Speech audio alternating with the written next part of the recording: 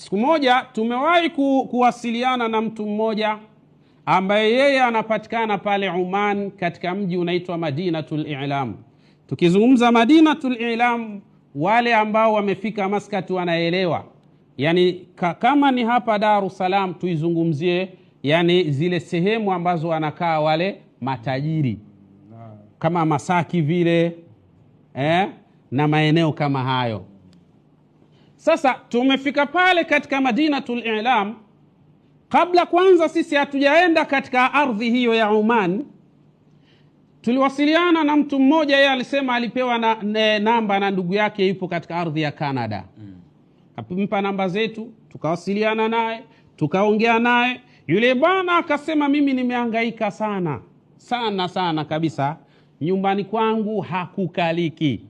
Tunakuwa na vurugu kubwa sana baina yangu mimi na mke wangu na watoto wangu. Ni vurugu mtindo mmoja. Na watu hawapati kazi. Yani kuanzia yeye mwenyewe, mkewe na watoto wote hawana kazi. Na hata wakipata kazi ni muda mfupi tu anatimuliwa kazi yenyewe. Basi ikawa mambo yanakuwa magumu, basi hawaeleweki, vurugu imetawala katika majumba, watoto wanavurugana, basi ilimradi mambo yamekuwa mazito. Yule bwana anasema mwanzo kwanza alielekezwa aende Uganda. Akatoka Uganda yeye na mkewe wakatoka Oman wakaelekea katika ardhi ya Uganda. Kufika kule wakafanywa baadhi ya majambo, wakarudi nyumbani mambo yako pale. Subhanallah, wallahi inatisha hii hali. Basi anasema akaenda maeneo mbali mpaka ikafikia wakati akaenda kufanya mambo ambayo Mwenyezi Mungu Subhanahu wa Ta'ala hayaridhii. Lakini pamoja na hayo bado mambo yakawa magumu. Ndio akakutana na ndugu yake, akamwambia hebu jaribu mtafute Sheikh Yusuf Diwan. Akanipigia simu, nikaongea naye takriban dakika 15-20 hivi. Akanihadithia. Nikamwambia si inshallah, jambo la msingi wewe ukiwa huko, sisi tutafanya visomo vya dua tukiwa hapa, lakini kadhalika lazima tufanye utaratibu wa kuagizia dawa maalum kabisa iliyochanganywa na ukhtubut, kwa maana huyu pweza na michanganyo yake mingine. Dawa yenyewe ni hii ambayo inaitwa ukhtubut pia. Tukamwagizia yule bwana hii dawa, tukampa maelekezo ya namna ya kufanya pale nyumbani. Alhamdulillah. Basi wakati sisi tunaendelea na visomo ndani ya masiku 7, na yeye kule tumempa utaratibu wa kufanya ndani ya masiku kadhaa.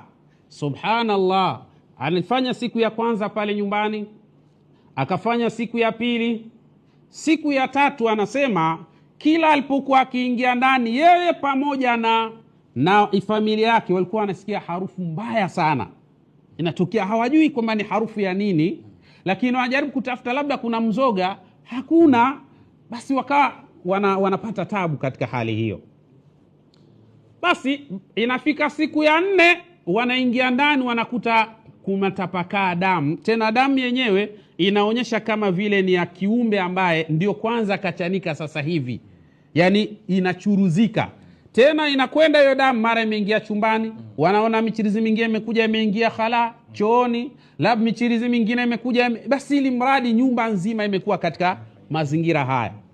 Siku hiyo sasa anasema usiku kulikuwa na mauzauza makubwa mno, kiasi ambacho ikawa yani wao wanasikia sauti, wanasikia mishindo ya hapa na pale kama nyayo za watu wanatembea, wanasikia watu wanapiga, yani sauti kama za watu wanapiga makelele ndani ya nyumba ile.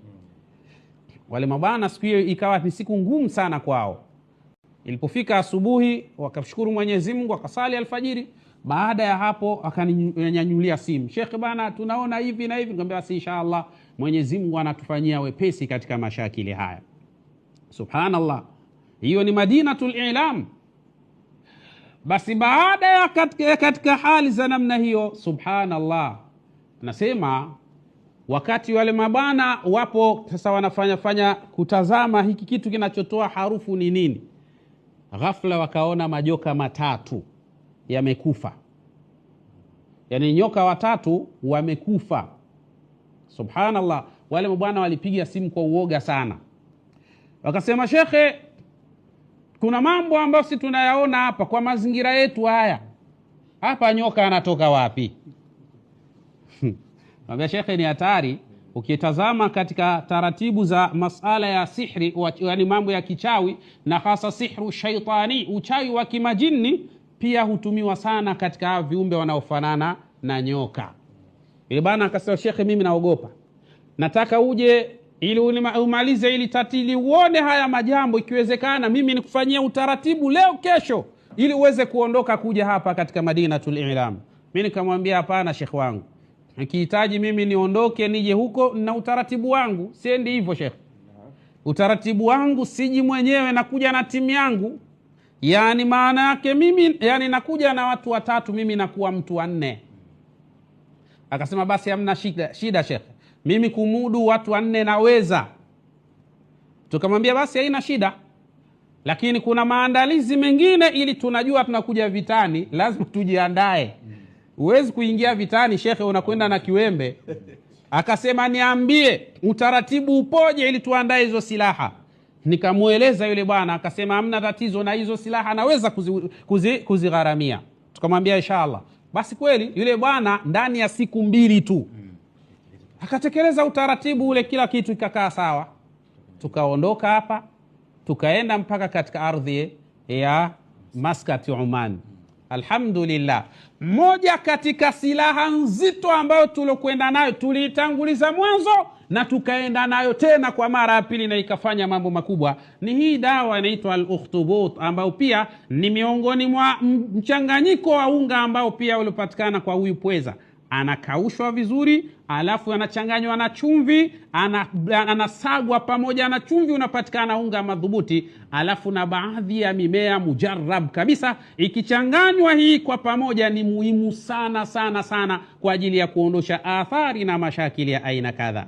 Basi tumefika pale, alhamdulillah, tukawakuta kweli wale nyoka, tukawachukua pale, tukaenda nao mahala fulani, tukawazika wale.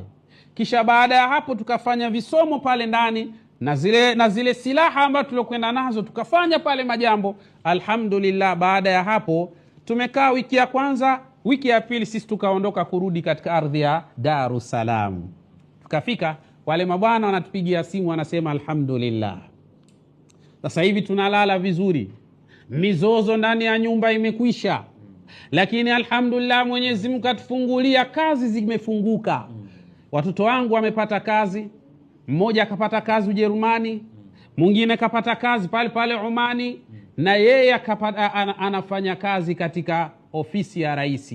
Alhamdulillah rabbil alamin, tunamshukuru Allah tabaraka wa taala. Basi amekuwa ni mmoja katika wanafamilia wetu. Mara kadhaa hata sisi tukikwama tunamwambia tu, mzee unasema, anasema shehe usiseme sana. Majambo yanakwenda sawa biidhnillah. Kuna watu wanajua fadhila shekhe.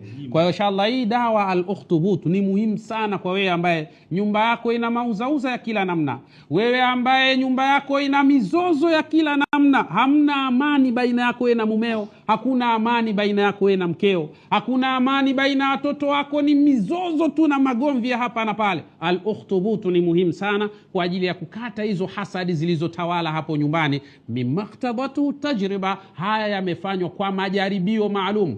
Na yupo msemi mmoja anasema, la tasali tabiba fasali almujarrab, usije ukamuuliza daktari dawa yako inafanya nini na nini, fasali almujarrab, bali uliza iliyofanyiwa majaribio na ikaleta natija iliyokuwa sawa.